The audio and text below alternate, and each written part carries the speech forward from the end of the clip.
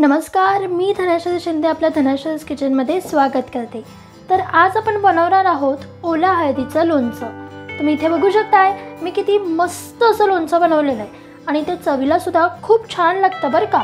त्यासोबतच वर्षभर टिकण्यासाठी काय काय करायचं, हे लोणचं वर्षभर कसं टिकवायचं याच्या काही टिप्स सुद्धा मी या रेसिपीमध्ये सांगितल्या आहेत। तर ही रेसिपी तुम्ही नक्की बघा आणि हो, धनश्रीज किचनला नक्की सबस्क्राइब करा।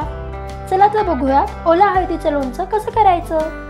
तर हे इथे मी पाव किलो हळद घेतलेली आहे, ओली हळद। ओली हळद जी असते ती ही अशी असते, थोडीशी पिवळसर अशी असते आतमधून। आणि इथे मी थोडंसं अद्रक घेतलेलं आहे। आपल्याला मी इथे पाव किलो हळद घेतलेली आहे, ओली हळद, त्याला एवढूसच अद्रक लागणार आहे, एक मोठा तुकडा असा। तर हे अद्रक आहे आणि ही हळद आहे, याच्यामध्ये एवढूसा थोडासा असा डिफरन्स असतो फक्त।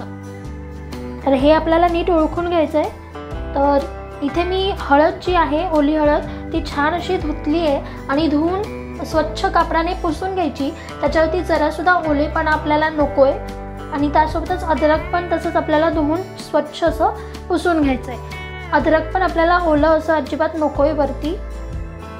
तर सर्वात आधी आपल्याला ही हळद आणि अद्रक जे आहे ते खिसून घ्यायचं आहे।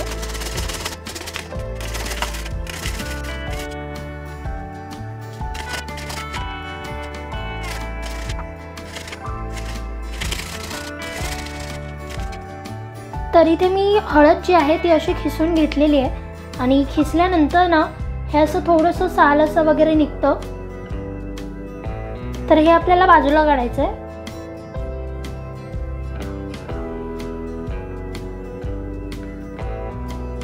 तर इथे छान अशी आपण हळद खिसून घेतली आणि हळद खिसल्यानंतर ना हात असे थोडेसे पिवळे असे होतात, कारण की हळदीचा रंग लागतो आपल्या हाताला। तर ठीक आहे, आता आपण एका बाउलमध्ये काढून घेऊया।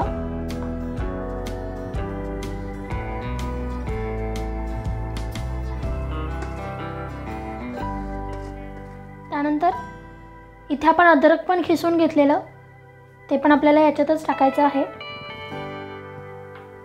एवढ्या हळदीला आपण फक्त एवढंच अद्रक घेतलेलं आहे, हे लक्षात घ्या, कारण की अद्रकचा स्वाद असा थोडासा स्ट्रॉंग असतो म्हणून। त्यासोबतच आपण यामध्ये टाकणार आहोत हिरव्या मिरच्या। तर मी थोड्याशा म्हणजे 2-3 अशा तिखटवाल्या हिरव्या मिरच्या घेतल्यात, जेणेकरून आपल्या लोणच्यामध्ये थोडासा तिखटपणा येईल। आणि 4-5 अशा कमी तिखटाच्या म्हणजे अजिबात तिखट नसलेल्या अशा मिरच्या घेतलेल्या आहेत। तर त्या टाकूया, अशा मस्त अशा उभ्या चिरून घेतलेल्या आहेत। त्यासोबतच आपण यामध्ये टाकणार आहोत मेथी दाणे। तर सर्वात आधी मेथी दाणे आपल्याला आधी थोडेसे बारीक करायचे आहेत, ओबडधोबड असे, म्हणून मी खलबत्त्यामध्ये हे कांडून घेते आहे। ओबडधोबड असेच कांद्याचे, जास्त पूड अशी नाही करायची।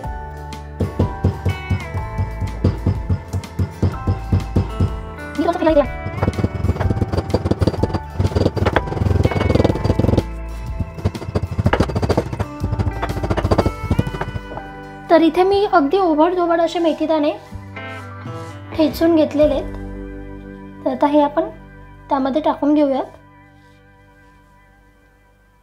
तर आता इथे मी हे जे आपण मेथीदाणे कुटून घेतलेले आहेत थोडेसे ओबडधोबड असे, ते टाकूयात।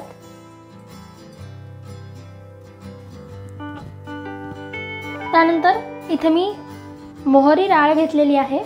मोहरी डाळ जी आहे ती आपल्याला 4 ते 5 चमचे घ्यायची आहे। चवीनुसार मीठ। इथे मी मोहरी डाळ यासाठी घेतली की मोहरी जर का घेतली आपण तर ते अजून जास्त म्हणजे कडूपणा जो आहे तो जास्त येतो, म्हणून मी इथे मोहरीच्या ऐवजी मोहरी डाळ वापरलेली आहे।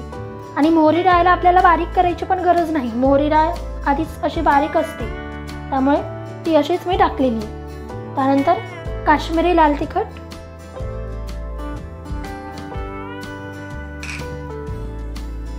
थोडंसं हिंग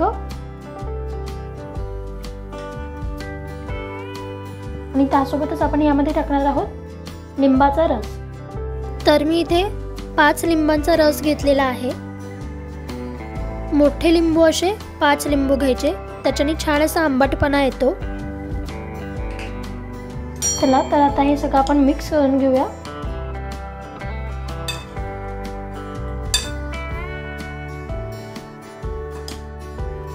आपण बऱ्याच याचं लोणचं बघितलेलं आहे, म्हणजे कैरीचं लोणचं बघितलं आहे, त्यानंतर लिंबाचं लोणचं बघितलं आहे.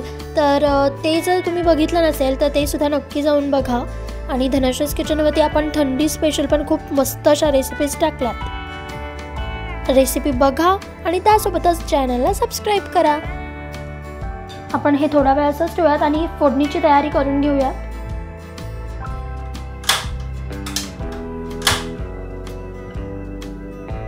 तर मी इथे तेल घेतलेलं आहे. साधारण मी इथे 7 ते 8 टेबलस्पून तेल घेतलेलं आहे. तेल जे आहे ते आपल्याला जास्त लागणार आहे, कारण की आपलं लोणचं जे आहे ते जास्त वेळ टिकवण्यासाठी, जास्त दिवस टिकवण्यासाठी त्यामध्ये तेल टाकणं खूप गरजेचं आहे. आणि तुम्ही थोडंसं जास्त तेल टाकलं तर ते छान असं राहील, बुरा लागणार नाही आपल्या लोणच्याला. तर तेल आधी चांगलं थोडंसं असं गरम करून घ्यायचं. तर आधी चेक करूया तेल तापलंय की नाही. तेल इथे तापलेलं आहे. तर आता तेल तापलं की आपण त्यामध्ये मोहरी टाकून घेऊयात. मी इथे 2 टेबलस्पून मोहरी घेतलेली आहे. मोहरी चांगली तडतडू द्यायची.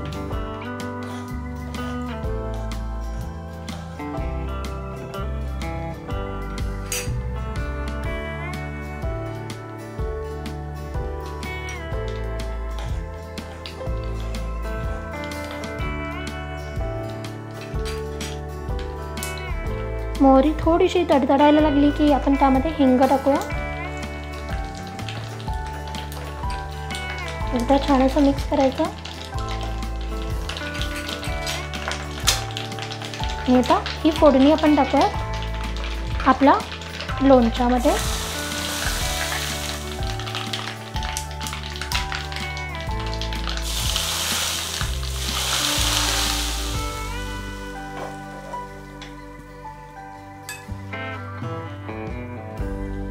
आता हे छान असं मिक्स करून घ्यायचं.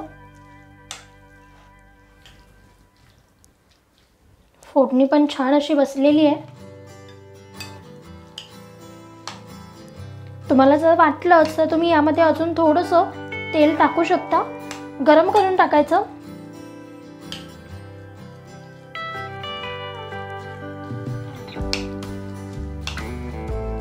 इथे आपण फोडणी पण दिली आहे आणि इथे आपलं ओल्या हळदीचं लोणचं तयार आहे.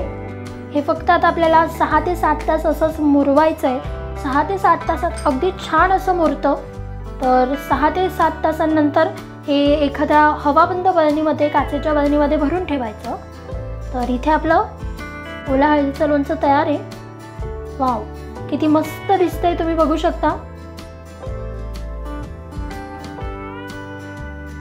5 ते 6 तासानंतर हे लोणचं जेव्हा मुरेल त्यानंतर ह्या अशा हवाबंद अशा एअरटाईट डब्यामध्ये, काचेच्या बरणीमध्ये तुम्ही हे लोणचं स्टोअर करू शकता.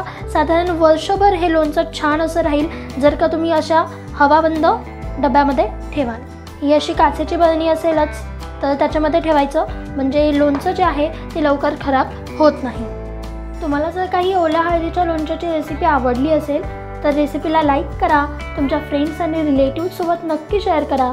आणि आता ओल्या हळदीचा सीझन चालूच आहे. मार्केटमध्ये ओली हळद अगदी सहज अशी मिळते आहे. तर तुम्हीसुद्धा हे लोणचं करून ठेवा. कशासोबतही तोंडीला लावलं तर चवीला खूप छान लागतं. तर आता आपण भेटूयात लवकरच नवीन रेसिपी घेऊन. Bye bye.